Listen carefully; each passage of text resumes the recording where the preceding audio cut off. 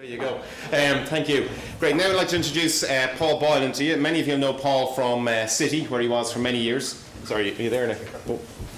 There you go. Yeah. And, left is forward. Paul now works to help organisations engage and participate in sustainable development. Over to you, Paul. Hi, everyone. Firstly, I'd like to say thanks, Enda. That was fascinating, to be quite honest. I'll just tell you a little bit about me. Ronan invited me to speak here last year, and I was working in Citibank at the time. When I came to Citibank, when I came here, I was saying, well, I haven't got ISO 50001. Is it right for me to talk here? What I understood was that there was an awful lot of what I've done in the past that's very relevant to ISO 50001. So Ronan asked me to speak here again this year, and I said, well, okay, a lot of things have changed. I was so inspired by the seminar last year that I decided to leave Citibank and go off on my own and okay, I'm exaggerating slightly, but I had done a master's in the green economy. I'm an engineer at the end of the day, and it was a space that I've always been fascinated by. And I had some great stories in Citibank, and I wanted to take a little bit further. Oops, wrong way. That's a great start. Okay, so what I'm here today to talk about a little bit of flicking the switch for a green economy, not specifically talk about 50001 because there's going to be a lot of experts here that will talk about it as we move forward. But I just want to talk about my vision and to promote sustainability and assist organisations in their transition and participation in the green economy. You know, sustainable development meets the needs of the present without compromising the ability of the future generations to meet their needs. And we're finding it everywhere now. Everything you do, you have to think about doing it sustainably. And my particular areas of focus is I look at anything to do with sustainable development, to be quite honest, but particularly carbon management, life cycle analysis, environmental strategy, green technology, system optimization, spatial solutions even, and people don't even think a lot about that nowadays. Or they don't think enough about it nowadays, I should say. And then energy management and energy efficiency. So just to put it all into perspective, why are we here today and what's driving what we're doing today? Well, first of all, we look back at a baseline, and that was the Rio Earth Summit in 1992. And there was a lot of startling revelations at the time, but looking at Rio 20, there's an awful lot of things that are a major issue, and you just see there a snapshot of how the world is changing. One of the big things is the global GDP, global domestic product per capita, is recovering quicker and is growing at 3.6% per annum. You have just another one, energy consumption is rising rapidly, and it'll grow by 56% between 2010 and 2040. And even at the same time, you have fuel poverty in some parts of the world. So we haven't got a sustainable distribution of energy. And so the bottom line is it's not sustainable. So consumption is a major problem. It's on the increase. In 2010, 504 exajoules globally being consumed. By 2030, it's anticipated that'll be 690 exajoules. And then by the end of the century, they reckon that it'll be about 1,740 exajoules. And this takes an awful lot of the natural resources that we have. As we all know here, I think everybody at this stage knows that it's not sustainable to continue the way they're going. So why there's such an emphasis on more renewables penetration. So the bottom line is current global trends in energy supply and consumption are patently unsustainable. So just a little bit of snapshot back into the past. Remember the fuel crisis in 1973. And I don't know if everybody, there's some here that definitely don't remember. I do remember these lines, queues outside the petrol station. And it's interesting that, there's a lot of talk about what reserves are there. At the moment, they're saying that there's about 43 years of oil left and 64 years of gas. It's a big risk at the end of the day. But the interesting point, what if this was to happen again? Our reliance on energy now is so much different to the way we consumed in 1973. It's substantially greater, and the only way is up. and at the same time the reserves are on the way down. So it's going to be, you don't have to be an expert to understand where this is going. So from an Ireland perspective, we look at the energy mix for Ireland. We've incredible dependence on natural gas at the moment. 85% of it is imported. Of that 85%, 63% of imported gas is used for electricity generation. Back in 2012, it was 49%. So that paints its own picture. And the question is, do you think it affects you? Again, this is not sustainable. Energy and environment, so much so that energy and environment is now very close at the top of any political agenda in most countries now, apart from the Middle East perhaps.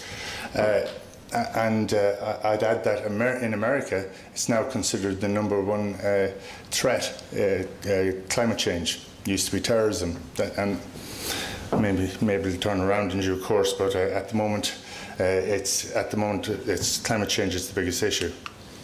So Conor hit on it there when he was talking about the Energy Efficiency Directive, and I'll keep it short and sweet. I'm mindful that the coffee break will be coming fairly shortly, so I'll just reflect on the outputs. And there's a small little typo there, and I apologise for that. There's going to be increased energy benchmarking and accreditation. Obligated parties to further support energy efficiency initiatives. The large organisations, and it's quite right, SMEs over 250 people, will not be encouraged, they'll be obliged to participate in energy saving initiatives and energy audits or ISO 50001. And then there's going to be greater emphasis on energy performance contracts and engagement with energy service companies, ESCOs.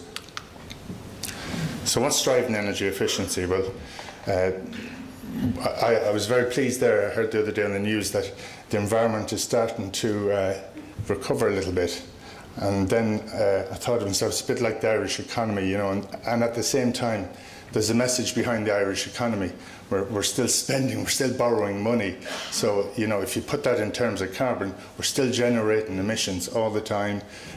So we need to be very focused on the greenhouse gas emissions. Just because it's improved a little bit doesn't mean that we stop doing what we're doing. And there is a lot of work being done. We need to sustain economic growth.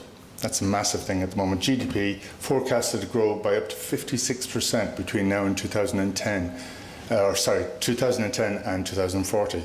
And if you put that in terms of, if you were to run a line and do a regression analysis on the growth in GDP and the growth of energy consumption, you're nearly at unity, because both of them are increasing at the same rate. There's a need to reduce reliance on fossil fuels whilst we make the transition to renewable energies.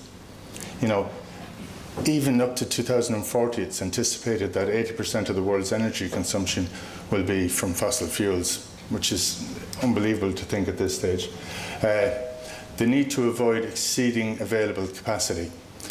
Ireland's not doing too bad, in terms of what we have at the moment, the infrastructure and stuff like that, but we're not going to start throwing up more coal plants, and the same across Europe. There's going to be a lot more emphasis on renewable technologies going forward. So we have to work with what we've got, and the only way to enhance that value is to drive energy efficiency and reduce energy consumption. And at the same time, you've got to maintain competitiveness and resilience. Businesses are getting more competitive every day. The world is getting a lot faster. You can do deals as quickly as the lad down the road as you can, the lad in another country. So you have to get very focused on your business model. So from a competitiveness perspective, you have to look at it locally, nationally and globally. And you have to look at your bottom line. So inevitably that leads to securing the future, safeguarding jobs and paving the way for sustainable development.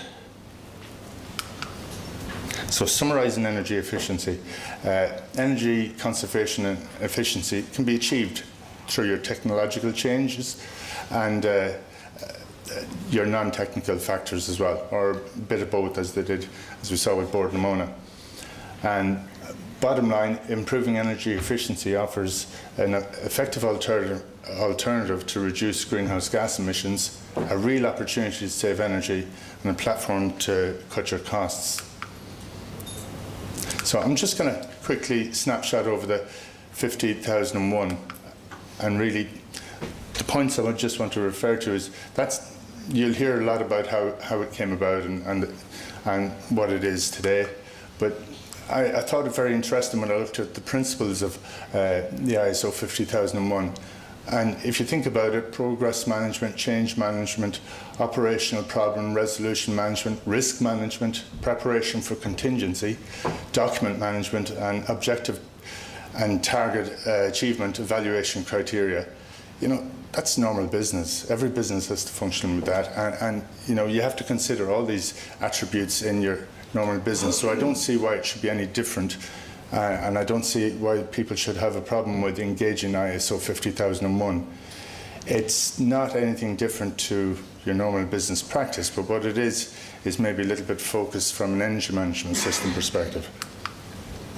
And then likewise, for the elements in establishing the Energy Management Action Plan, you've competence, training and awareness, communication, documentation, operational control, design and procurement of energy services, with exception to point number 6, the first 5 points, very relevant to normal business functionality. So I would stress that, again, don't be afraid of ISO 50001. When I've looked at the system, it's not that. It involves a bit of work, but it's not, as I think Enda said, or I don't know if it was Enda or Reece said, but, or Ryan, it was it 16,001 was a lot more complex, so I think the standards body have recognised this. They've made it a lot more simple for people to engage. So just a snapshot of what it does. You'll see lots of this. You'll probably see this slide in many different forms today. But it develops a policy for more efficient energy use, establishes targets and objectives to adhere to this policy, uses data to better rationalise consumption. And again, we saw a great example of that when we were looking at the regression analysis that was done by Boylan Mona. Allows the measurement of, and to some extent verification of achievements at defined intervals. An energy management system is fantastic in that it not only allows you to look at everything collectively, it allows you to drill down into particular functions and activities as well. So you can actually stop wasting money and on analysis on areas that don't need consideration. So it's a great thing to help you to get to know how everything functions together, and underpins the effectiveness of the policy. Very important. One thing I haven't heard today, but it's been drilled into me. It's all about continuous improvement, and at the same time, there's not external pressures to make you spend big money on making change. You do it yourself, you do it at your own pace. Just some sample practices. I would have employed this in the past when I was working in Citibank, so I thought it might be just a snapshot of some different initiatives, and some technical, some non-technical. So behavioural change, it's a massive thing, and I think you're going to see an awful lot more of that in the future. There's companies already tapping into it in all aspects of business. So sustainable engineering, design and review. We need to get more clever in the way that we design the buildings. I think it's coming on leaps and bounds. You're seeing standards driving design now, and also legislation driving it as well. The deployment of smart grid and smart technologies. More and more we're seeing it out there. There's plenty of examples out in the coffee area where you can see where people are starting to get totally engaged in this. Demand side management. I've never seen such an emphasis as I have in the last 3 years on demand side management, and I think it's fantastic. Optimizing distribution circuits. In terms of the systems that we have, they run out of balance. If you don't revisit your hydraulic systems, for instance, and check the balance on them maybe every 3 years or so, you're going to have slippages and inefficiencies are going to creep in there. Load matching. Found that it was one of the byproducts of the Celtic Tiger was that a lot of systems were excessively oversized, and I think there's a lot of technologies out there. I'll give you an example. We had a UPS in Citibank, and it was 960 kVA, and it gave us 3.5 or 4 hours worth of autonomy, which is absolutely ridiculous when you had a whole load of generators to back everything up. So we downsized it to a 30-minute system, and we don't have to keep those batteries going. We don't have to maintain them. I think in the end it was 180 or maybe 220 kVA system. But the saves associated with that alone, it paid for itself, I think, in 4 months. Lighting solutions, you know all about them. HVAC solutions, air changes, filters, fixed drive fans, inverter drives. And then energy procurement, not just energy procurement for yourself, but for your supply chain as well. You need to look at that as well. Okay, there's multiple opportunities, and I think there's an awful lot of people in here that can tell you about them, and say Conor as well. Okay, I'm wrapping up now, Conor. So look, just wrapping up on the benefits, 50,001, reduced environmental impact, increased savings, reduced energy costs, increased energy efficiency and knowledge of equipment efficiencies. You'll have compliance with the voluntary and mandatory energy efficiency targets, and you'll have an informed decision-making process from system design through to operation. You have increased energy awareness amongst staff and all members. And just an ironic twist, one of the things we noticed in Citibank, that when we went out to employees, multiple surveys, we did them over the years, as we got more clever and sharing knowledge on our energy strategies and building that communication bridge all the time, we found that a lot of staff were very pleased about being green. Had a little bit, we attributed some of our staff retention to that with the help of our HR people. Improved corporate image and credibility with all stakeholders and customers. Forgot the S. Enhanced security of energy supply, as you will have identified your energy risk. And then you have greater control of at all the time. So, yeah, I think that's it. So I think it's over to you. Well done. Thank you very much, Nico.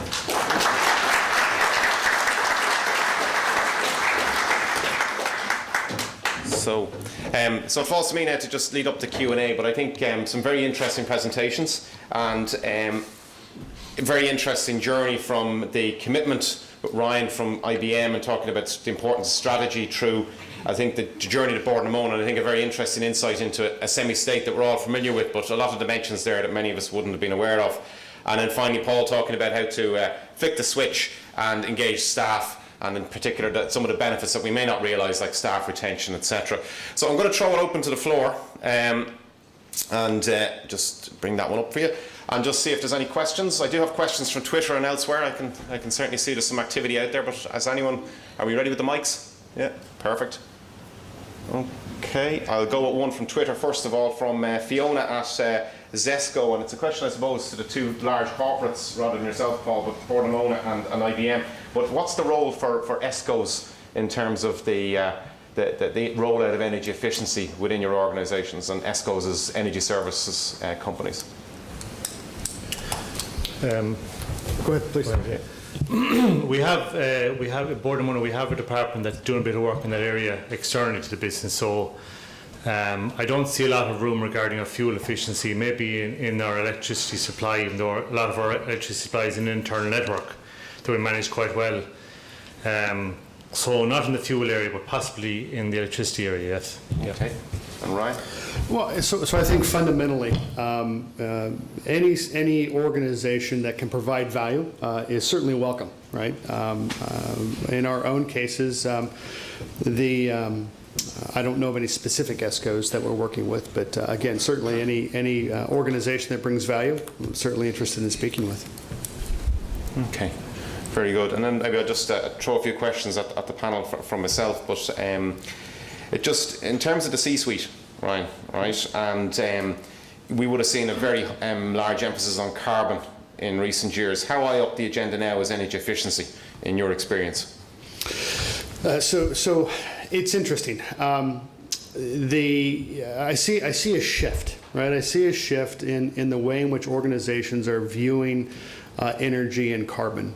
They're starting to recognize the compliance issues that exist, the legislative issues that exist, especially here in Europe, with a focus on carbon taxation. and we recognize that it is on its way, and so being prepared for that is going to be key. We also see it too from a real estate perspective, and how do we look at our portfolios and make sure that we're utilizing them both for cost but also for carbon. So the discussion around carbon is certainly becoming more prevalent in the boardroom, and organizations want to be able to speak to the market about their commitments around carbon as well. All of that with a caveat that it's got to pay. So. Okay, very good. And Enda, just in terms of the management commitment, you were talking about that end of things. How long did that take within Board Namona? It probably took a while, really. I think our boss was kind of happy to let Joe and I, as the cranks, go off and not annoy him for a while and have a look at this and see is it worth implementing. I think when we got them involved, when we got certified, they kind of realised that stage that it was a fairly substantial bit of work to get the system in. We're going through a bit of work now at the moment where for the PSO levy that we all pay in our bills, support burning peat and wind farms, will be going in 2015 for our business and in 2017 and 2019 after that. So we have to stand on our own feet now shortly, and we have to take about 30% off our cost base. So I'm getting a bit more traction on energy management now because I can hitch that wagon really, and anything that we save in energy management then hopefully won't come off our own salaries possibly. So things like that. That's a good incentive, I think. Yeah, speaking of which, I was just reading an International Energy Agency report that came out last Thursday, and they reckon that within Europe, every €1 million spent on energy efficiency generates between 8 and 27 job years.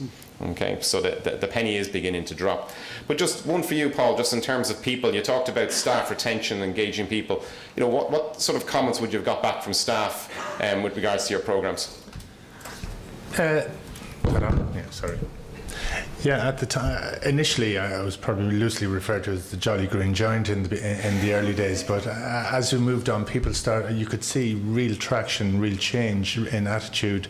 We set up our green team, and they were our champions for reaching out to the wider team. And it's funny, it wasn't just Ireland.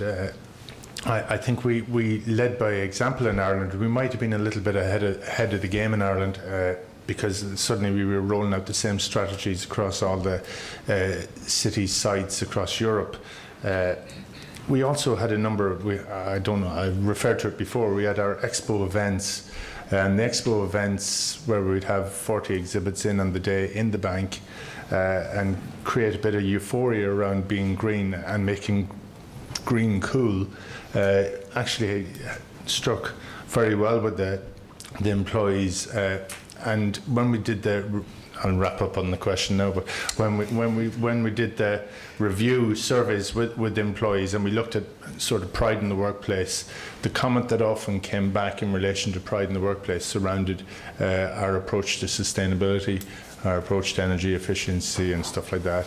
And it was as like Citibank and any other organisation, they'd have a marking system 1 to 10, and and the first thing was any of our surveys was the highest participation in the bank, usually around 70 or 80%, whereas other business focused ones or other department focused ones would be maybe in the 30 to 50% bracket. So first of all, you had more engagement, and then comments were very positive out of that as well. So very good. That's very how good. it came about. And maybe just ask us. Thanks very much indeed, Paul. Just to ask a similar question in terms of staff, just to end it. When you took away the key that was nailed to the door, the key fob, what was the reaction from the drivers and the staff?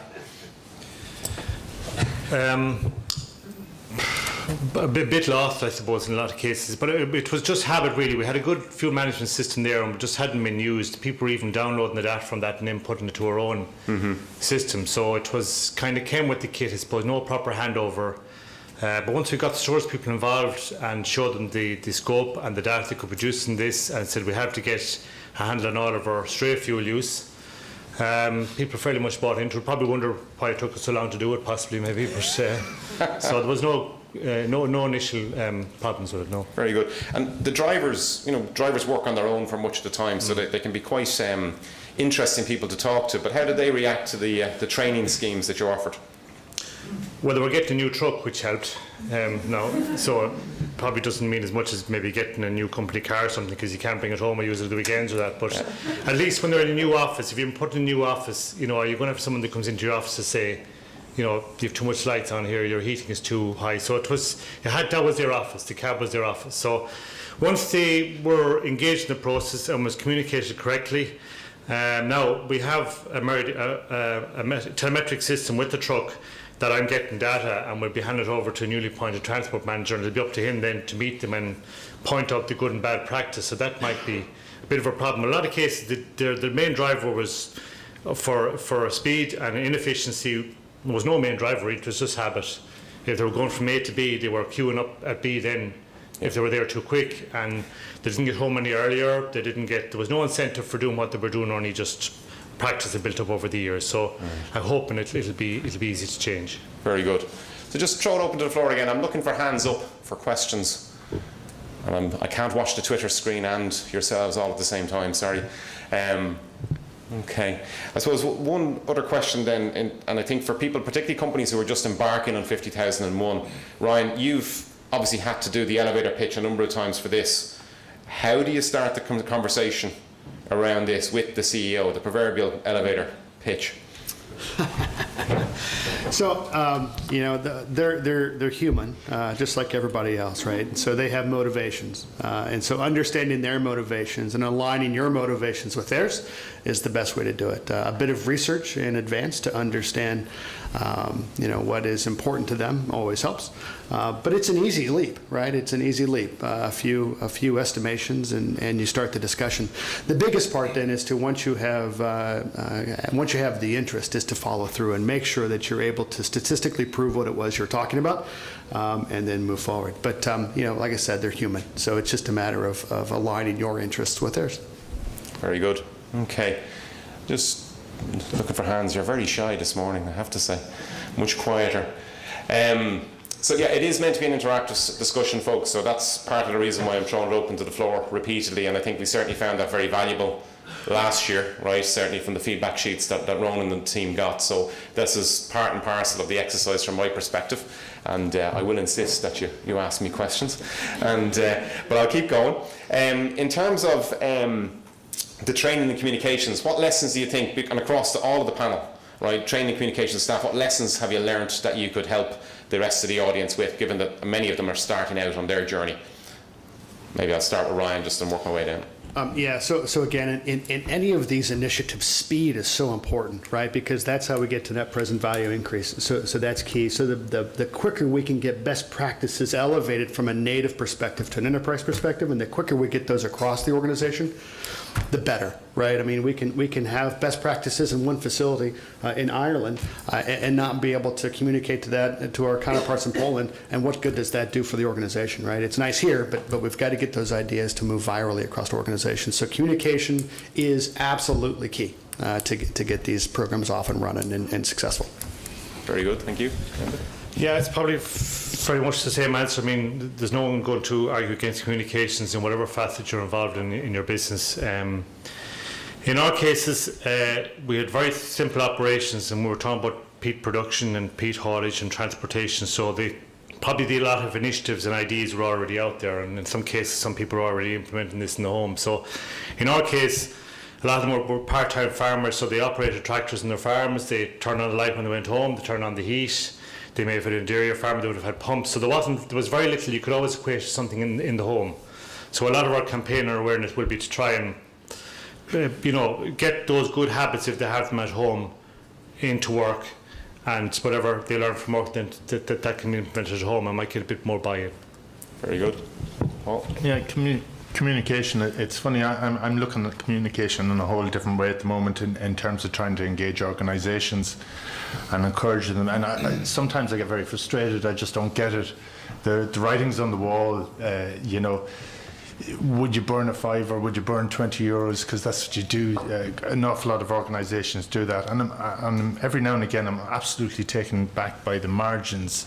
There's 30 and 40% of pure inefficiency there. And it's just money down the drain.